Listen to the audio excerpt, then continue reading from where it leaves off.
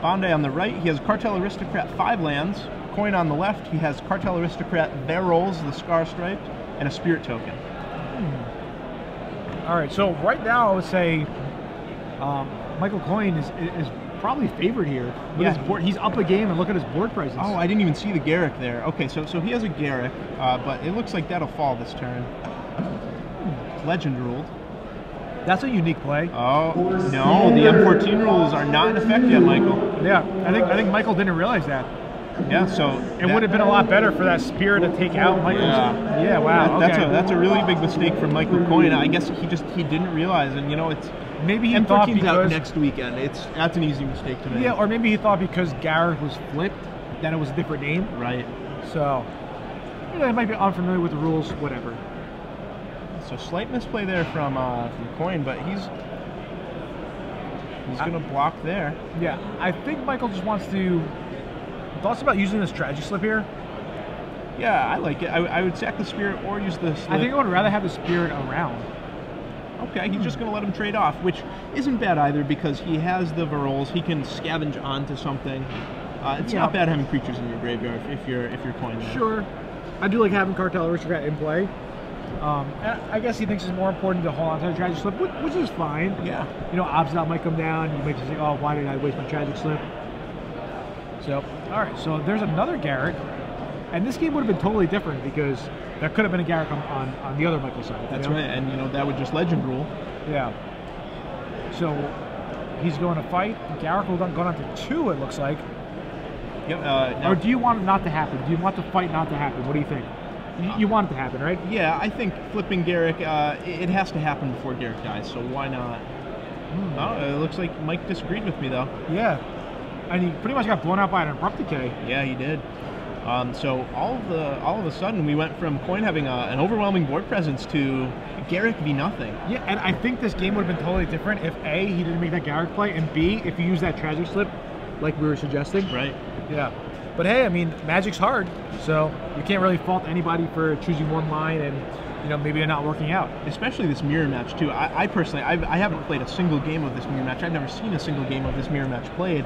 And what a new deck, Junk Aristocrats. Coyne has for sure not practiced this matchup. Yeah. It's such a new deck, he just hasn't had time to. Pretty understandable that he doesn't know the most important cards of the matchup. Sure, that definitely makes sense. Regardless, he flashes back Lingering Soul. He drops down a Voice of Resurgence. He has a board presence again. Yeah. So right now we have Garrick, the 2 Spirit tokens, and Voice. Yeah. All right, so he wants to fight one of the Spirits. Garrick will flip. He has the flip Garrick already. Wow, Lingering Soul's flashback. That is huge. Yeah, that really is huge. And if Michael Bonde can untap with that Garrick, the Garrick will go search up. Obza, probably. Yeah, probably Obza. Yeah. He could get a Verrolls to make use of the Cartel in his graveyard, but I would think it'd be Obza. Yeah, I mean, what's Obza? Obza is like the key card here. Yeah. So, and he blows a tragic slip on one of the Spirits. Interesting, yeah. And just draws a land, yeah. I think Michael Coyne kind of squandered his resources here. Isn't that a Magic card? Squandered resources? Yeah. That was back from Mike Long days of Magic. Yeah, back in Mirage. And it looks like Michael Bonde is going to, you know, end up in a good position this game. Yeah, he's looking to force a game 3. He's down 1-0. This isn't even game 3, 32 minutes into the match. They haven't even finished 2 yet. So what do you do here? Do you put one Spirit in front of the Spirit and then chump the Voice? I would probably just let him have the 1/1 Voice, as long as Michael Bonde has any non-land in his hand. I think he might just have land though. Yeah, if he has land, this is a way better play because you get to keep the Spirit to search up Obsidian. Yes, but Garrick will. Yeah, I mean that's fair. Garrick will go to 1, but do we care if it's at 1? No, not at all, because the Obsidian's going to blank that Voice, and unless Michael has something, he doesn't. I think what Michael has to do, I think he has to go search up Obsidian, but not blink out Obsidian. Oh, wow, I think he just drew the Voice. Huge. All right, with that, it's totally different now. Yeah. So, yeah, if I'm Bonde, I'm definitely searching up an Obsidian, sacking the Voice, flickering it out, protect from any kind of mass removal shenanigans from Coyne. Yeah, definitely. Oh, but he's just making a Death Touch Wolf. Okay. Well, it's fine. You think it's more of a conservative play? I'm kind of worried if now Michael Coyne draws his own Garrick. Yes, Exactly. You know, I would rather have the Obsidian in my hand. Yeah, I don't like that judgment call from Bonde. I think a way better line would be the more aggressive one. Not let your opponent draw out of this mana screw, because the Garrick overrun effect, his ultimate, it's not threatening at all. Bonde only has one creature in the graveyard. Yeah, now, do you think there's any way that he doesn't have Obsidian in his deck? No way. He has Obsidian. I bet he has 2 Obsidians in his deck. Yeah, I would think so. I think it's one of the more important cards in the matchup, just for the ability. It's such a big threat. It could drain, come back, drain, come back. So we'll see what happens. Yeah. You know, a pretty interesting sideboard card that Coyne has, he has Intangible Virtue. I don't know if he brought it in for the matchup, but that's a card that come game 3 could really swing things. Yeah, maybe. We'll see. Yeah, a couple of interesting sideboard choices for Michael. On the other hand, Michael Bonde just kind of copied Brad Nelson's deck, which is fine. Yeah, oh yeah, Brad Nelson's deck, tried and true. I mean, he top 4'd that tournament. Yeah. All right. So double Voice of Resurgence now. I think they might force a game 3, but there's one thing that I'm noticing. Are you noticing the same thing? That he did not search up Obsidian? No, well, but that and the time. Oh yeah. What do you think about that? I think this is probably one of the more grindy matches in Standard right now. The Junk Aristocrats mirror. Neither player really has a gigantic threat to break through. The closest something could come would be Obsidian or Skarsgård Priest. Oh wow. All right, so Coyne just drew his own Garrick. So that will Legend Rule. That's a start. Yeah. Helps him a bit. He is still on 17 life, so the game will progress at least a few more turns. So we'll see what Bonde ends up drawing off the top. Yeah, you know, I'm really surprised he didn't search up the Obsidian. I can't imagine he would have sided it out. Just the versatility that having one in your deck gives you. Yep. I think he did. All right, so looking for Bonde once again. A couple of nice draws for him. And he'll scavenge onto the Death Touch token. So now he's facing down a 3/3 Death Touch token and 2 Voice of Resurgence that's swinging in this turn. Yeah, and can Coyne even afford to trade off here? Yeah, I think he has to. I think he just has to put Voice in front of Voice. Just because... Yeah. Get a 1/1, give your opponent a... He's going to chump block? Interesting. What's he trying to draw into here? I'm not too sure. I guess he's chump blocking because he doesn't want the Voice in the yard and another elemental token. Right. He does draw a Tragic Slip. Yeah, and that's pretty unfortunate sequencing. If he just waited one more turn to chump block, the Tragic Slip could have killed the Wolf token. Yeah, I think there you either trade with the Voice or you just take it.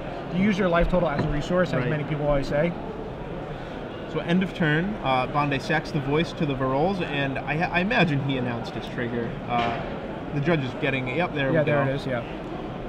Oh, and here comes the Scavenge, makes Varolz 4/4, so 3/3, 4/4, 4/4, 2/2. Yeah. I mean, yeah, that Tragic Slip wouldn't really do too much because if you wanted a Tragic Slip during Bonde's combat step, Bonde would just now get another elemental token because of the Voice of Resurgence trigger. Right. So we'll see how that plays out. So they're going to game 3. Sideboarding for this matchup has to be really tricky and really difficult, especially with Bonde has a standard sideboard, right? Yeah, he has the Brad Nelson sideboard plus maybe 1 or 2. He has Array of Revelation. That's the only change. Coyne has a lot of different cards. He does, yeah. He has War Priest of Thune, he has 3 Abrupt Decays, he has 3 Death Rites, Obsidian, Appetite for Brain, Celestial Charm. But the main thing is he has Intangible Virtue.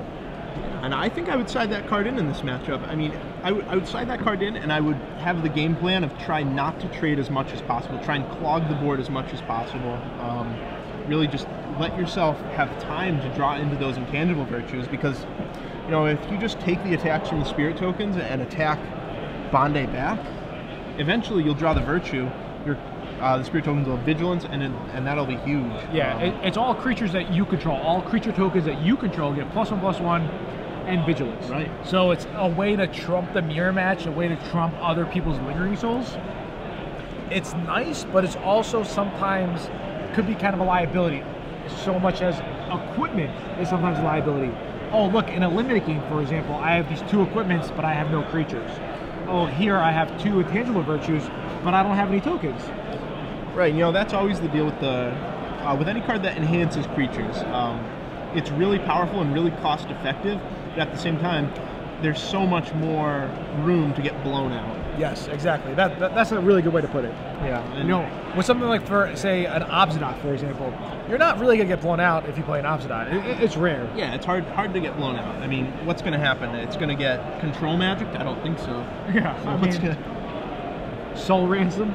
I'm surprised Soul Ransom saw pretty much no play. What do you think about that?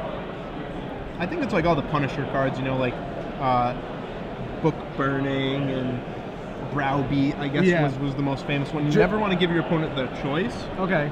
But yeah, I'm surprised. Not as like a 1 of in the sideboard, 2 of in the sideboard. What would make Soul Ransom better? I mean, Soul Ransom could easily be a 1 of in my Grixis control deck, but you know, what's really stopping it? Because of the option, like you said, or is it the metagame? I think it's the metagame. It's no longer like a super Thragtusk heavy metagame. So that card's good to play on a Thragtusk. Yeah, I think so. It is, right? Yeah. Maybe I should have had one in the sideboard. Yeah, steal a Thragtusk, maybe steal an Olivia. They're low on cards because you Rakdos return them, or it's a attrition battle, and then they have to pitch 2 cards. You draw 2 new cards. I don't know. I like Soul Ransom as a card in general. I really like it in a deck that has black in it because you can make them, or rather I should say has Rakdos return in it, because you make them discard their hand, then you play Soul Ransom, and then it's really hard for them to regain control of their creature. Yeah, I think that's what I just said. Zach wants to take all the credit of what I just said. I was like, yeah, you know what, Zach, Rakdos return was Soul Ransom the combo, and you're like, yeah, whatever, Gerard, check out this combo. Soul Ransom, Rakdos return, boom. You know what? Maybe take out the Rakdos return and play Appetite for Brains. Yeah. Even better. Maybe tomorrow in Legacy you go Hemta Torak, Soul Ransom your Glyph. Wow. New meta right there. New metagame. Why not? All right. So Michael Coyne is actually mulliganing, and Bonde says, you know what? I'm good. Yeah, he's going to keep a 7, and you see how fast Coyne is shuffling right here. He knows that they only have 12 minutes left, and this is going to be a tough game for them to finish in 12. Yeah, it really is.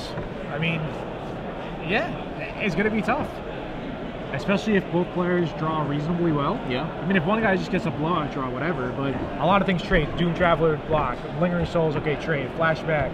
Garrick, I play my Garrick.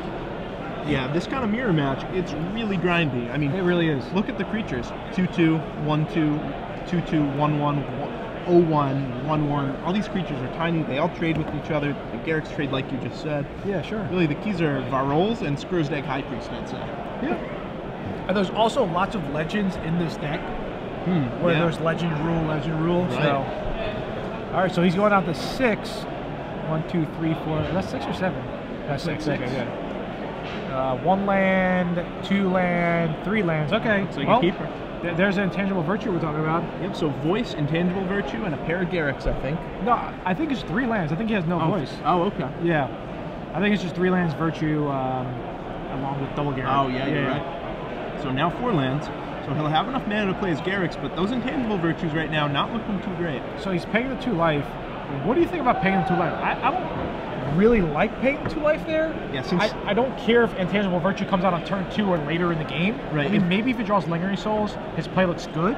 But otherwise, I would kind of be against it, I think. Yeah, he had nothing to do on turn 3, so I would have rather played the white land into play tap. Sure.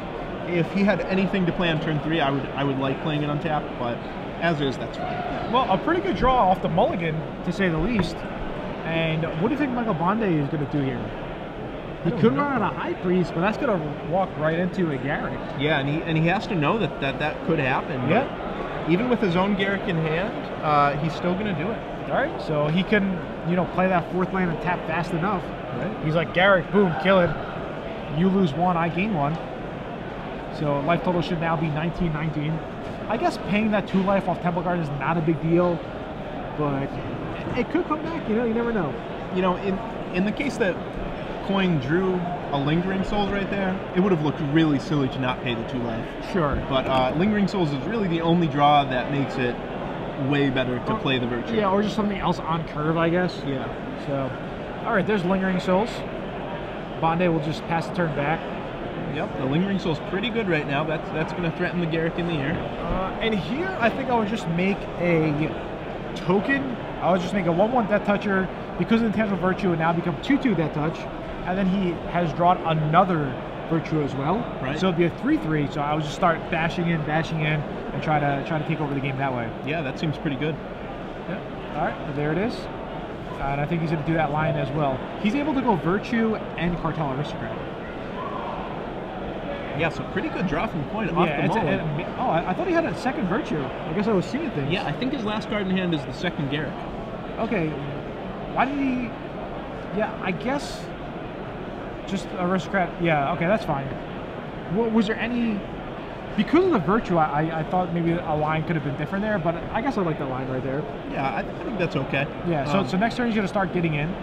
He's going to make another token, bash with the first one, make another token, trying to bash with the first one, as long as the spirits aren't killing the Garrick himself. Right. So Doom Traveler comes out for Bonde. I still don't think he has a fourth land. Yeah, no fourth land. He's sitting with Varolz in hand, a Garrick, Tragic Slip, pair of Blood Artists. Yeah. Really, he's just flooded on I guess he's definitely going to use Tragic Slip because he didn't flash back the Lingering Souls. Right. So that must, raise some eyebrows, raise some white flags, like, hey, something's going to happen here, I better be careful. Yeah, and if you're Coyne, you have to put him on exactly Tragic Slip. You have to figure he's playing the Brad Nelson list. Yeah, and sure. that's all he can really have. Maybe Smite, if he brought that in. He might think, hey, maybe there's an Abrupt Decay. Yeah, okay. This is game 3, it's post-board. Right, definitely could be. Good chance Abrupt Decay is going to be around. Abrupt Decay the Garrick. Because once the Garrick's flipped, the converted mana cost is now 0. So you're able to Abrupt Decay. Oh wow, look at this. Michael Coyne sacrificing his wolf token to go fetch up what might be an Obzidot here. Yeah.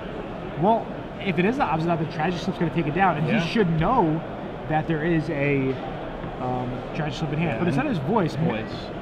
Maybe all these Junks Aristocrats players came to the conclusion that Obzidot's not good in this matchup, but personally I would think that it is good. Well, it's definitely not good in this situation because, like you said, he knows that Bonde has something because he didn't flash back the soul. So a way better play by Michael. Yeah. Are there's voice? And any response by Bonde, do you think? I think he has to. Yeah, it's still on the stack here. He has so many cards in hand that if he draws a land, he wants that Tragic Slip out of his hand. So I think he has to.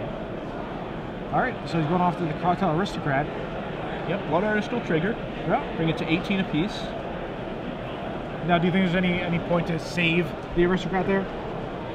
Throw away your Blood Artist? I think Blood Artist is really powerful in the matchup. I would keep the Artist around. Well, if Blood Artist is so important, why didn't Bonde just kill the Blood Artist instead? I don't know. It's an interesting question. Like, Bonde thinks that the Blood Artist is more important. Michael thinks that it is too, I guess. Sure. Or rather, the Aristocrat. All right, there's Garrick. He's going to make a wolf. Garrick Relentless will be on 3 counters, and he'll pass a turn. Bonde needs a 4th land right here. I don't think he found it. No? Oh, yep, I think it's overgrown too. A little slow roll there, flipping it to the back of the hand. He puts it in the back. He's like, hey. I had this the whole time. I didn't just draw it. Yeah. All right, so clock ticking, closing in on 5 minutes. And Garrick gets shot down. Yep, he'll shock himself and play his own Garrick, I think, yeah. I think his own Garrick killed Blood Artist. Keep it at 3? Yeah, keep it at 3. I mean, he's going to die, but he's going to fog. Oh, so he's playing like Blood Artist flashback. Blood Artist. Okay, that's pretty good. He wants that the one Garrick in his hand to live, which is why he didn't play the Garrick. Yeah, he knows that that's a key to victory. Yeah, all right, so now all of a sudden is looking for Bonde. Yeah. Most of our matches on camera so far, I felt, has been going back and forth a lot. And it's just these like small turns. We saw the Costa game, which was pretty insane. And this match right here is looking to go back and forth as well. Yeah, at first I thought Coyne was going to win, but Bonde in a really dominant position here. He drew out of his mana screw. So he's going to chump the 3/3 Wolf. Normally it's just a 2/2 Wolf, but because of the intentional virtue, not only does it work with Garrick, also works with Doom Traveler, also works with Voice of Resurgence, has Lingering Souls. Right. Lots of small combos there. So 5th land for Bonde. And you could tell these players are playing really fast. They know there's only about 4 minutes left. They don't want to draw. They want somebody to move on to 5-0. Yeah, definitely credit to Coyne here. You know, his pace of play isn't changing. Even though he's not favored right now, he's not in good shape. He's not trying to stall this game to draw it out. Oh, sure, yeah. Coyne's definitely doing as much as he gets to, play as fast as possible. If anything, Bonde is playing slower. Well, I mean, the whole thing is that Bonde just has many choices. Yeah. So it is really difficult. but having the blood artist advantage is something really important. Oh, wow. All right, just as I say that, I'm like, yeah, you know, whoever's blood artist advantage is in good shape. All of a sudden, it's back to 2-2, and now we're all confused. We're like looking at each other. Who's winning? I honestly don't know who's winning. I can't tell. I mean, eventually the Garrick will come out, and that'll swing things, but sure. For now, Coyne is doing a little bit of damage. The intangible virtue is actually doing a lot this game. Yeah, it is. Yeah. Which I'm kind of surprised about. So Coyne will get a elemental token. It should be a 6/6. Is that? Am I doing the math right? 1, 2, 3, 4, 5 plus 1 from the intangible. Yeah, 6/6. Yeah, 6/6. The Varolz gets regenerated from the sacrifice. All right, so land number 6. There's a Garrick. And that will be killing the Blood Artist, which is huge because he'll still be able to fight the other Blood Artists. Wow. Look at that. All right, so 3 Blood Artists to 1 it's going to be. Yeah. And Michael Bonde should be able to set it up so that next turn he fights the other Blood Artist, sacrifices all his creatures, and kills Michael. Yeah. So what can Coyne really draw? Geez, another Blood Artist? Another Blood Artist, maybe a Garrick? A Lingering Souls would... Lingering Souls... probably wouldn't do it. Yeah. Just because Bonde is setting up the combo kill, the Blood Artist combo kill. So he passes the turn. Let's see. I'm guessing it's a land. That's my prediction. It doesn't look like Coyne is happy about it. I feel after so many top decks, I think sometimes there could be only so many top decks. Am I right or no? I don't know. I don't think it's a spell. I think he would have slammed it by now if it was. Yeah, he's trying to think. Can I do anything? Maybe he's counting like, oh, it's just a Selesnya charm randomly. Oh, okay, yeah. And he's like, yeah, can I make my elemental really big? Oh, it's just a godless shrine. That's what I thought. I knew it was a land. So it looks like he's just making these attacks. It's just kind of basic procedure for Bonde to make sure, okay, I have to block correctly and I want to try to set up next turn. Right. So he'll chump, but... because of the Blood Artist. Yep, the Blood Artist will have him game 2, have Coyne lose 2, and he'll lose a 1/1 Spirit. Yep, and all right, so far, all excellent sports. Players are like conceding when they're not even dead, but they're basically dead, you know? So a really good match there. We didn't even get to see the 30-minute game 1, but... yeah. And wow. You see the peanut gallery in the background, they're all laughing. They're saying, that was a good game. Haha. Good match. How many minutes did you have left, they're asking? Yeah.